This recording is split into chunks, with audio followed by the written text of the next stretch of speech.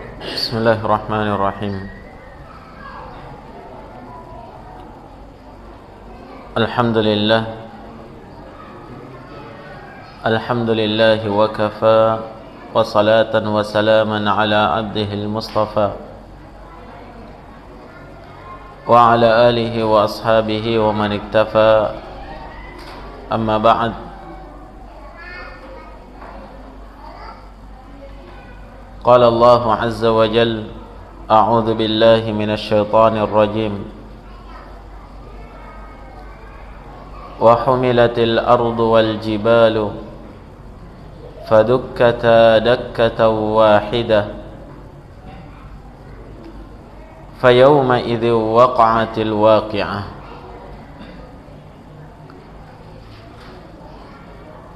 Dan diangkatlah bumi dan gunung-gunung, kemudian keduanya akan dibenturkan dengan sekali benturan. Maka pada hari itulah terjadi al-waqi'ah, yakni hari kiamat. Baik, pada ayat yang ke-14 ini Allah Subhanahu wa taala menerangkan peristiwa yang terjadi, peristiwa yang lainnya yang terjadi pada hari kiamat.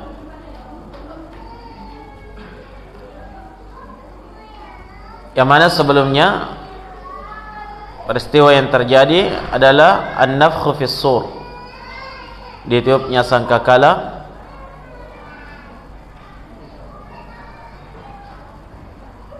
Yang disebutkan oleh Al-Imam Ibnu Katsir dalam tafsirnya bahwa tiupan sangkakala itu ada 3 kali tiupan. Kemudian jamaah sekalian,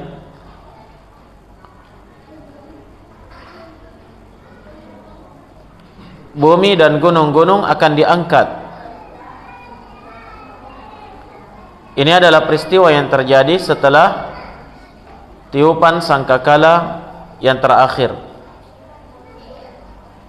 tiupan yang mematikan, yang mewafatkan seluruh makhluk yang hidup dalam kehidupan dunia ini.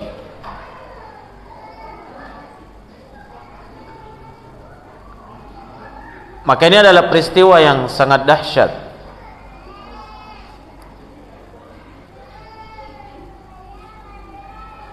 yang menunjukkan dihancurkannya kehidupan dunia yang kita berada di dalamnya saat ini. Karena bumi yang merupakan makhluk yang sangat besar, tempat tinggalnya makhluk hidup, itu kemudian akan diangkat. Gunung-gunung yang merupakan makhluk besar di dalam bumi ini, bahkan menjadi pasak terhadap bumi ini, itu pun diangkat pada hari kiamat. Karena sebagaimana yang kita pahami bersama, bahwa di antara fungsi diciptakannya gunung di dalam bumi ini, itu adalah sebagai pasak terhadap bumi ini sehingga bumi tidak bergoncang. Allah Subhanahu wa taala sebutkan dalam surah An-Naba, ya, wal jibala autada, dan kami jadikan gunung-gunung itu sebagai pasak. Nah,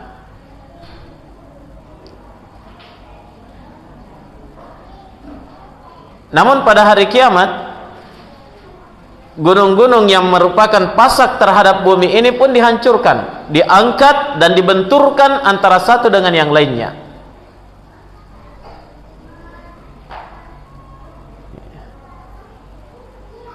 Itulah kehancuran kehidupan umat manusia dan seluruh makhluk yang lainnya. Nah,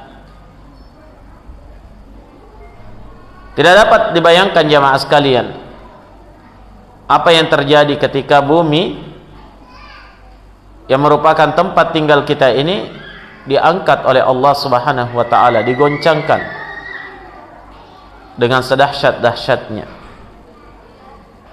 sehingga kegoncangan itu terjadi pada seluruh bumi.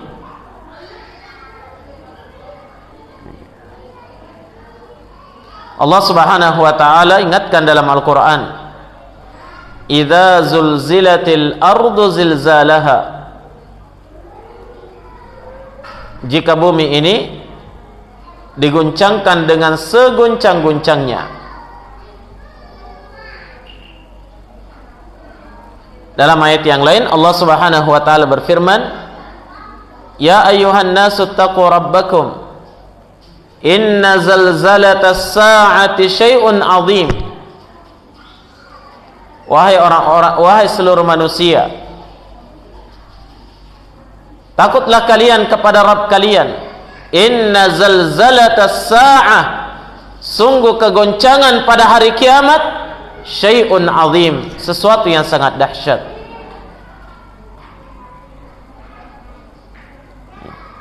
Demikian dahsyatnya jamaah sekalian, sampai kata Allah, yauma tarawnaha tadhhalu kullu murdi'atin amma arda'at. Itu adalah hari ketika engkau akan menyaksikan wanita-wanita yang menyusui anaknya akan meninggalkan anak yang dia susukan itu.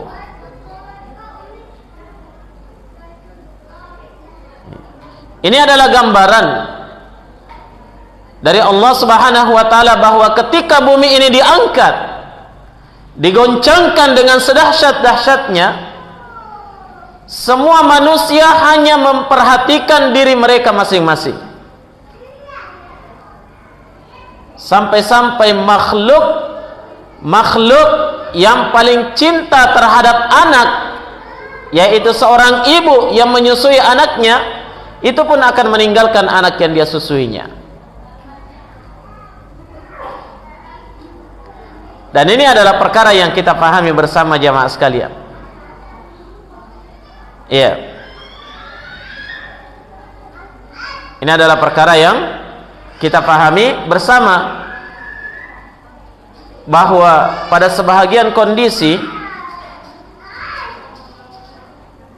ketika manusia berada di dalam keadaan panik, ya, terjadi bencana alam misalnya, tidak ada orang yang memperhatikan lagi anaknya.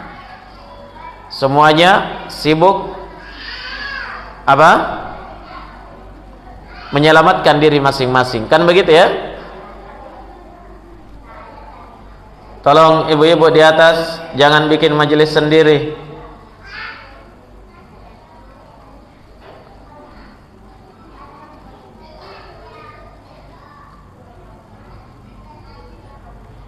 Terjadi gempa misalnya, semua orang akan berlari menyelamatkan diri masing-masing dan tidak ada yang memperhatikan anaknya. Iya. Nanti setelah dia kabur, ya, dia lari, baru dia ingat di mana anak saya.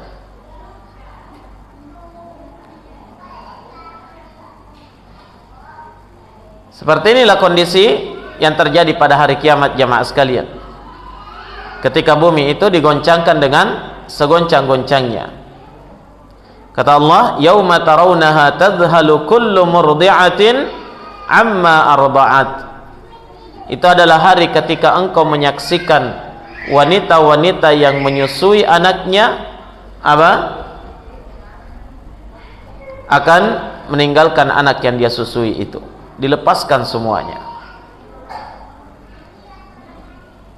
Wa tad'u kullu dhati hamlin hamlaha, dan setiap wanita yang hamil akan melahirkan seketika itu pula, karena dahsyatnya kegoncangan itu. Semua wanita yang hamil akan keguguran, entah berapa lama pun umur dari kandungannya, semuanya akan melahirkan di saat itu pula. Kemudian kata Allah, wa taran nasa sukara, dan kalian akan menyaksikan pada hari itu manusia semuanya pada mabuk. Wa ma hum bisukara, tapi pada hakikatnya mereka itu tidak mabuk. Walakinna adzaballahi syadid, yang menjadikan mereka seperti mabuk itu disebabkan karena siksa Allah yang teramat dahsyat. Siksa Allah terlalu keras pada hari itu.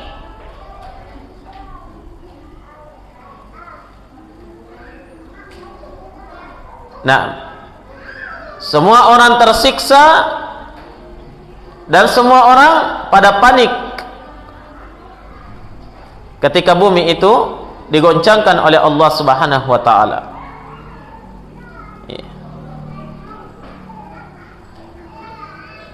Dan kita bisa mengambil pelajaran dari kejadian gempa bumi misalnya yang terjadi pada sebahagian daerah. Itu hanya terjadi goyangan hitungan detik saja,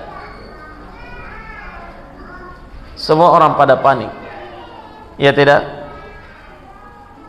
Ya. Semua orang pada panik. Terus bagaimana kalau kejadiannya itu pada hari kiamat, seluruh dunia digoncangkan dalam waktu lama?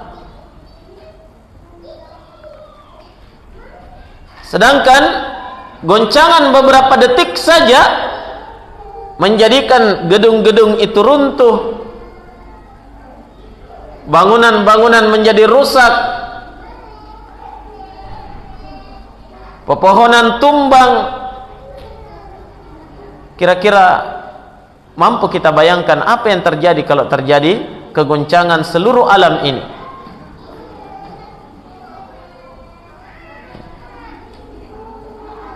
Wal jibal, demikian pula gunung-gunung akan diangkat dan dibenturkan antara satu dengan yang lainnya. Coba bayangkan ya mas kalian, ketika gunung yang besar itu semuanya diangkat, terbang ke atas, saling berbenturan antara satu dengan yang lainnya. Manusia yang merupakan makhluk kecil, di mana kira-kira tempatnya? Dan bagaimana kondisinya? Dalam ayat yang lain Allah Subhanahu wa taala peringatkan tentang kejadian pada hari kiamat itu. Wa taral jibala tahsabuha jamidatan wa hiya tamurru marras sahab. Dan kalian menyaksikan gunung-gunung itu, di mana kalian menyangka bahwa gunung-gunung itu adalah jamidah, dia adalah benda padat yang kuat dan kokoh. Tapi pada hari kiamat, wahiya tamurru marras sahab, dan dia akan berjalan pada hari kiamat seperti berjalannya awan di langit. Dahsyat. Gunung-gunung diterbangkan seperti apa? Seperti awan.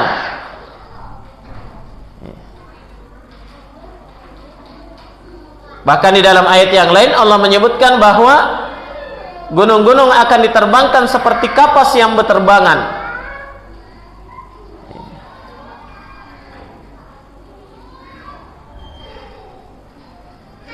Bagaikan apa? Kal'ihnil manfush, bagaikan kapas yang bertebaran. Gunung-gunung seperti itu.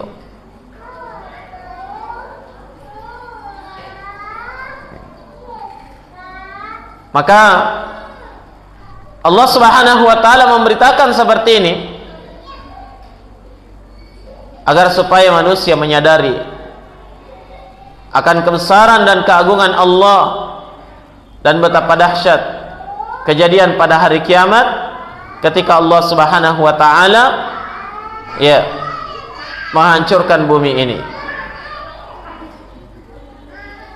Nah,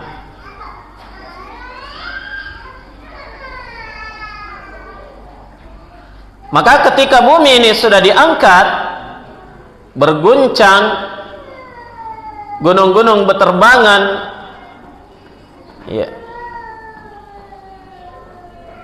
Kata Allah, fa yauma idzi waqa'atil waqi'ah. Pada hari itu terjadilah hari kiamat. Nah, dan tentunya jamaah sekalian, ketika bumi ini digoncangkan, ya, maka air laut itu akan naik ke atas daratan dan benar-benar hancur bumi ini. Kemudian kata Allah Subhanahu wa taala pada ayat yang ke-16, wal syaqqatis samaa'u fahiya yawma idzi wahiyah. Dan langit-langit, nah ini kondisi langit lagi yang diterangkan. Ya, sudah selesai bumi, gunung-gunung. Naam, maka selanjutnya pada hari kiamat itu wan syaqqatis sama', dan langit itu akan terbelah. Fahiya yauma idzi wahiyah. Maka langit pada hari itu sangat-sangat lemah, sangat rapuh. Kalau pada hari ini kita menyaksikan langit itu begitu kokoh, iya kan? Iya. Allah Subhanahu wa taala sebutkan dalam ayat yang lain, wa banaina fawqakum sab'an shidada. Dan kami membangun di atas kalian atap, yakni langit itu terdiri dari 7 lapis yang sangat kuat, sangat kokoh. Bahkan Allah membangun langit itu demikian kokohnya tanpa tiang. Bahkan kata Allah dalam salah satu ayat, wa ma laha min furuj. Demikian kokohnya langit itu tidak ada retaknya sedikit pun. Tidak ada retaknya kelihatan. Apalagi mau jatuh serbuk-serbuknya, tidak akan bisa. Kenapa? Karena Allah bangun dengan begitu kokohnya. Tidak bisa dibayangkan kalau langit itu tidak kokoh. Sedikit saja serpihannya yang jatuh, kira-kira apa yang terjadi dengan manusia? Tapi Allah membangunnya dengan sangat kokoh. Tapi pada hari kiamat kata Allah, wahiya yauma idzi wahiyah. Pada hari itu langit sangat rapuh. Bersamaan dengan digoncangkannya bumi, diterbangkannya gunung-gunung, langit itu terbelah. Wal syaqqatis sama', dan langit itu akan apa? Akan terbelah. Dalam ayat yang lain Allah sebutkan, idzas samaa'un syaqqat, ketika langit itu terbelah. Dalam ayat yang lain Allah berfirman, idzas samaa'un fatarat wa idzal kawakibun tatharat, dan ketika langit itu terbelah, dan ketika bintang-bintang itu berjatuhan dan berserakan.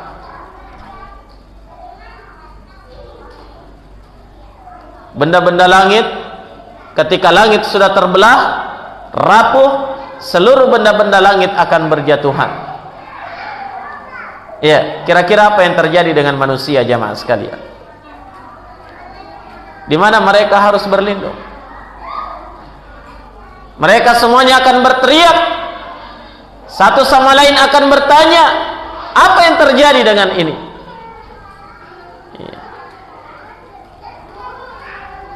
Apa yang terjadi dengan semuanya ini? Kemana mereka harus berlindung? Langit yang dipijak sudah bergetar, bergoyang. Gunung-gunung sudah diterbangkan bagaikan kapas. Nah, langit dan benda-benda langit berjatuhan. Di mana harus berlindung? Langit pada hari itu kata Allah Subhanahu wa taala sangat-sangat lemah.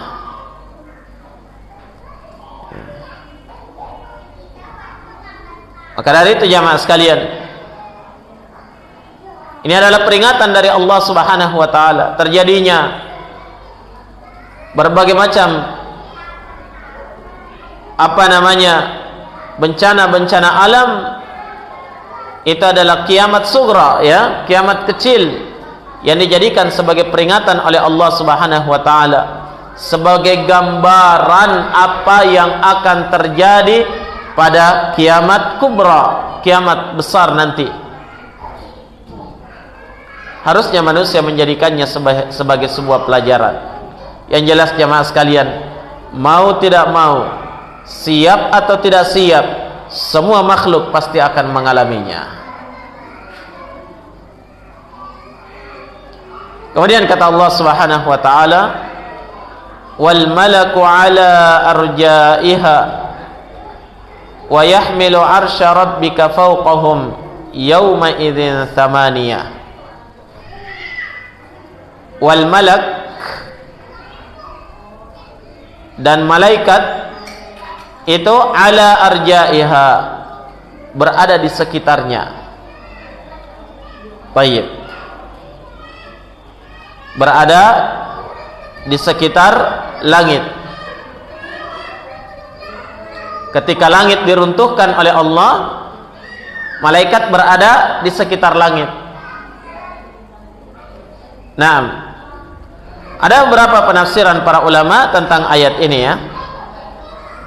Al-Imam Al-Hasan Al-Basri mengatakan abwabiha, dan para malaikat itu berada di sekitar pintu-pintu langit.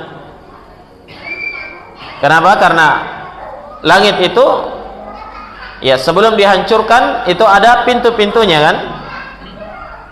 Allah Subhanahu wa taala sebutkan wa futihatis sama'u fakanat abwaba, dan langit itu akan dibuka, ternyata padanya terdapat pintu-pintu.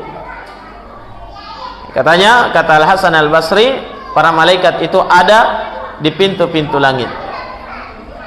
Baik.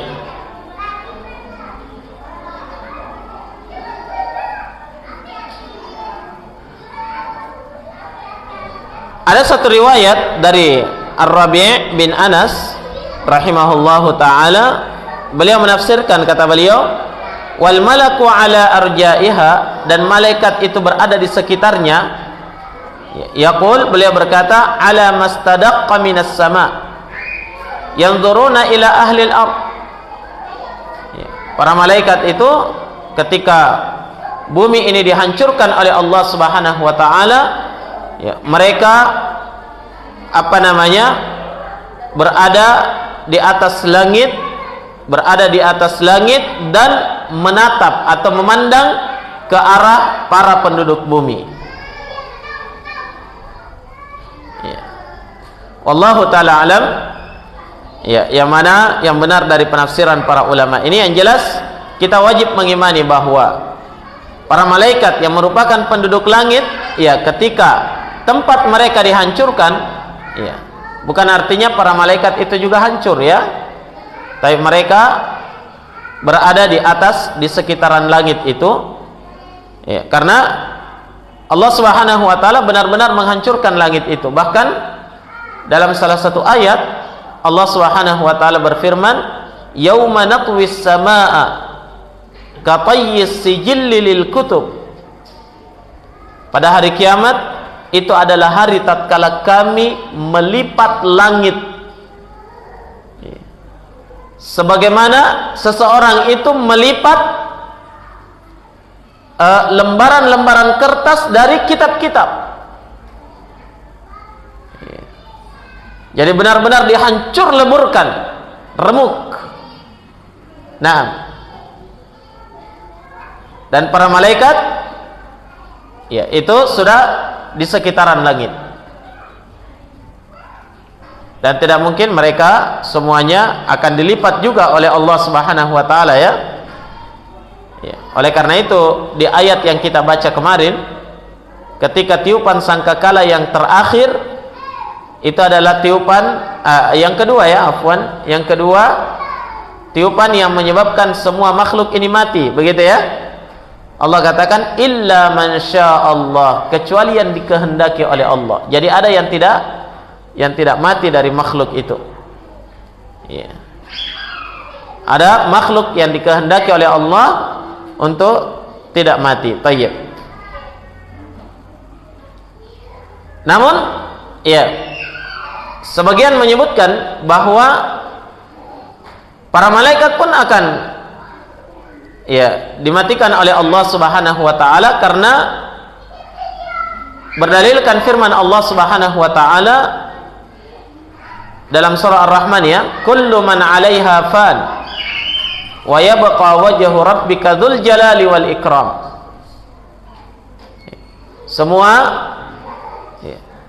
Semua yang berada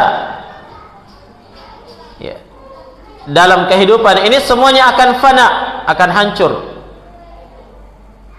Dan yang tersisa hanyalah wajah rabbik, wajah Rabbmu yang maha mulia.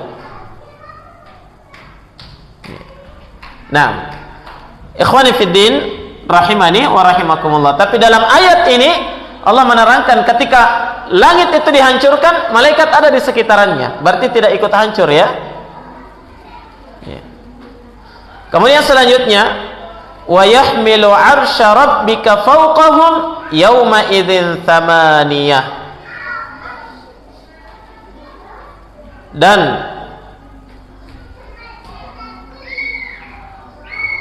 ada malaikat,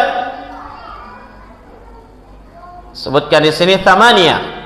Ada 8 malaikat yang akan menjunjung langit, menjunjung arsy Rabbmu, fauqahum, di atas mereka. Sebagian menafsirkan fauqahum yakni di atas kepala mereka. Ya. Mereka menjunjung arsy. Jadi ketika langit sudah dihancurkan, ternyata terlihat di sana ada malaikat, ada 8 malaikat yang sementara menjunjung arsy Allah Subhanahu wa taala. Tidak terbayangkan besarnya 8 malaikat itu, jamaah sekalian. Kenapa? Karena arsy Allah itu adalah makhluk Allah yang terbesar. Dalam salah satu hadis kan disebutkan, ya, bahwa 7 lapis langit dan 7 lapis bumi, kata Nabi, ketika dibandingkan dengan kursi Allah. Apa itu kursi? Jangan dibayangkan kursi sama dengan kursi kita ini. Tapi kursi di situ menurut salah satu hadits Nabi, beliau katakan maudhi'u qadamayir rahman. Kursi itu adalah tempat kedua kaki Allah yang Maha Rahman. Nah, jadi langit dan bumi, 7 lapis langit dan 7 lapis bumi, ketika dibandingkan dengan kursi itu, kata Nabi, seperti gelang kecil yang dilemparkan di tengah padang pasir. Yang mana yang lebih besar? Langit dan bumi atau kursi? Kursi. Dan kursi ketika dibandingkan dengan arsy Allah itu seperti itu juga, seperti gelang kecil dilemparkan di tengah padang pasir.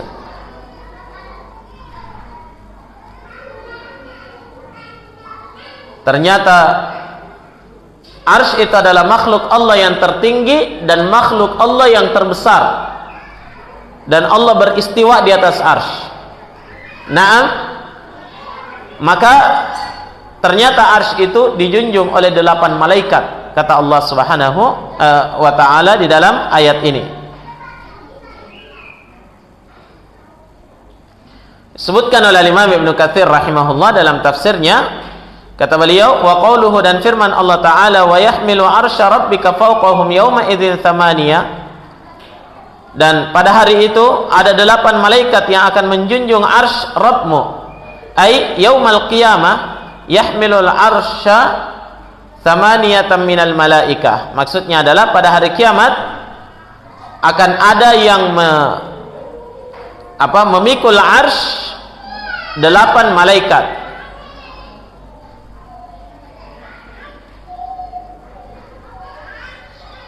Naam. Kata beliau, wa yahtamilu ayyakuna al-murada bi hadzal arsh al-arsyul azim. Ada kemungkinan bahwa yang diinginkan oleh Allah dalam ayat ini, bahwa arsy yang dijunjung oleh malaikat itu adalah arsy Allah yang besar itu, makhluk yang terbesar. Awil arsyal ladzi yudha'u fil ardi yaumal qiyamati li faslil qada. Wallahu a'lam bis-shawab. Ya. Atau ada kemungkinan lain bahwa yang dimaksud dengan arsy yang dijunjung oleh 8 malaikat itu adalah arsy yang akan diletakkan di bumi pada hari kiamat, yang akan diletakkan di tanah pada hari kiamat, ya, untuk apa namanya, menyelesaikan qada, ya, pengadilan manusia pada hari itu. Kata beliau, Allah yang maha mengetahui yang mana yang benarnya. Jadi ada kemungkinan arsy yang dimaksud adalah arsyul azim, ada kemungkinan juga arsy, ya, ada arsy yang lain nanti, ya, diletakkan di tanah pada hari kiamat di padang mahsyar untuk menyelesaikan urusan manusia. Naam. Baik. Kemudian jamaah sekalian, di sini wajib diyakini bahwa ada malaikat yang menjunjung arsy, dan mereka adalah malaikat yang sangat besar, ya. Dan para malaikat ini, 8 malaikat ini disebut dengan hamalatul arsy, para pemikul arsy.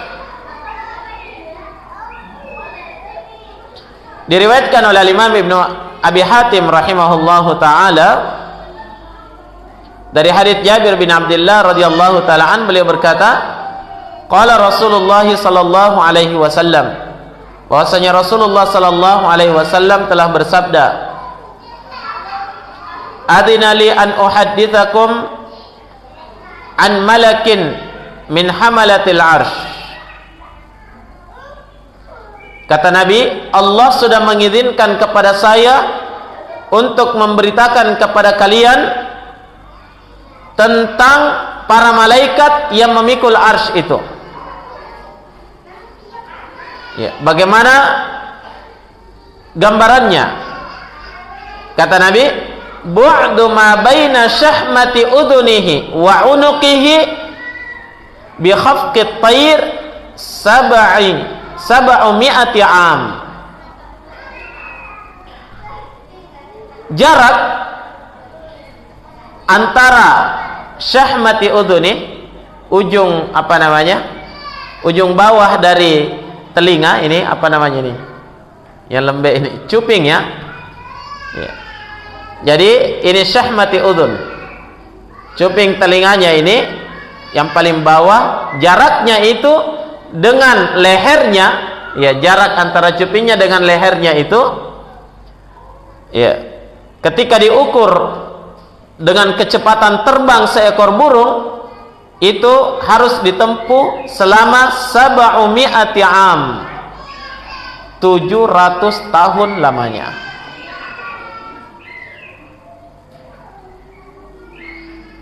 Berapa jaraknya itu? Ada yang bisa ukur?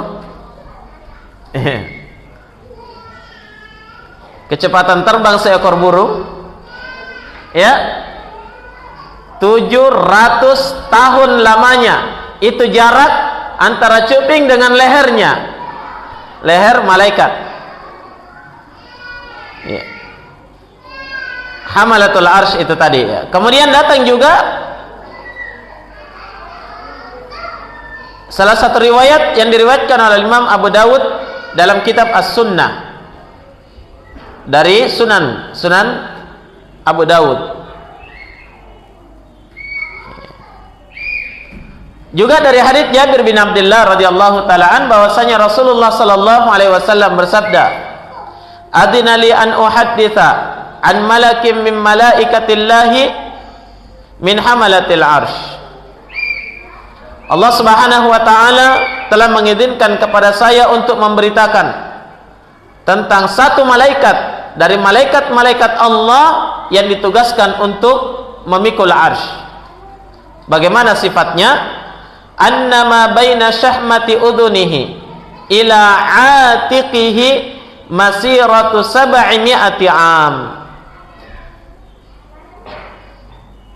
Kata Nabi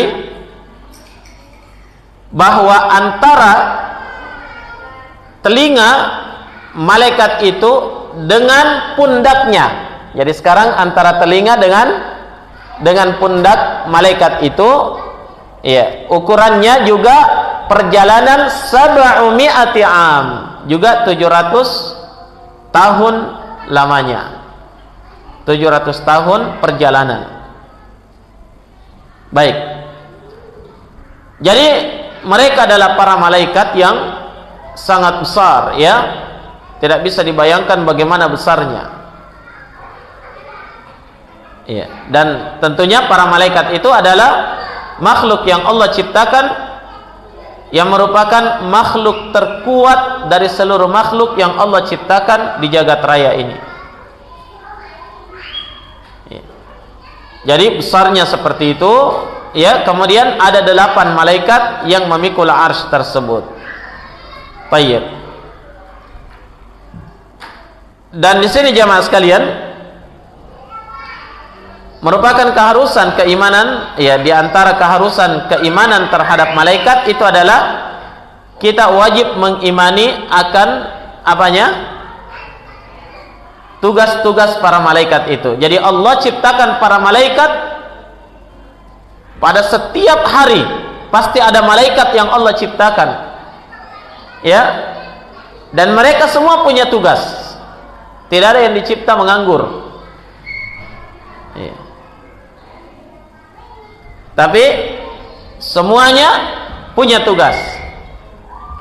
Di antara yang harus kita imani dari tugas para malaikat itu, ada malaikat yang Allah cipta khusus untuk menjunjung arsy. Itu saja pekerjaannya.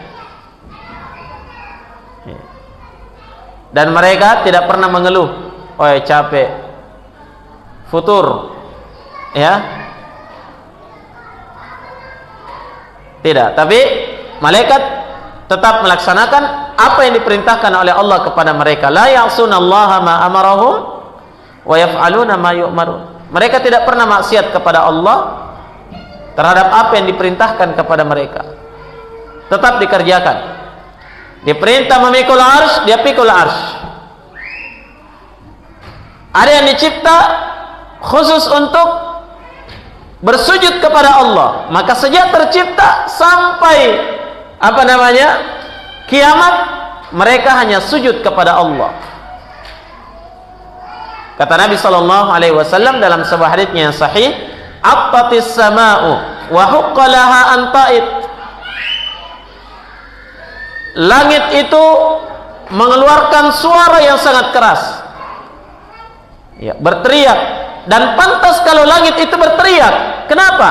Kata Nabi SAW, "Ma fiha mawdi'u arba'i asabi' illa wa fiha malakun sajid."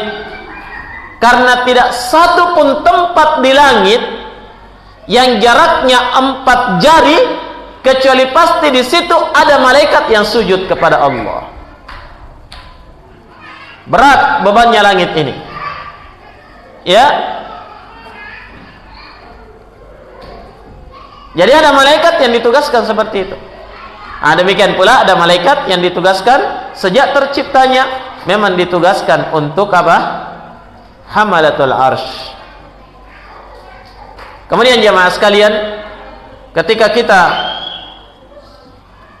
membaca atau mendengarkan berita-berita tentang besarnya para malaikat yang seperti ini, tentunya kita harus, ya, menyadari, meyakini akan kebesaran dan keagungan Allah Azza wa Jal yang menciptakan malaikat yang begitu besar dan begitu kuat itu. Bahkan Allah menciptakannya, na'am, tidak kesulitan dan tidak pernah merasa capek dalam menciptakan mereka. Cukup mengatakan kun fayakun, jadi maka jadilah. maka tidak terbayangkan betapa besar dan betapa dahsyat kekuatan Allah Subhanahu wa taala, sesuai dengan kebesaran dan keagungan Allah Subhanahu wa taala. Baik. Naktafi bihadzal qadar. Subhanakallahumma wa bihamdik asyhadu an la ilaha illa anta astaghfiruka wa atubu ilaik. Walhamdulillahi rabbil alamin.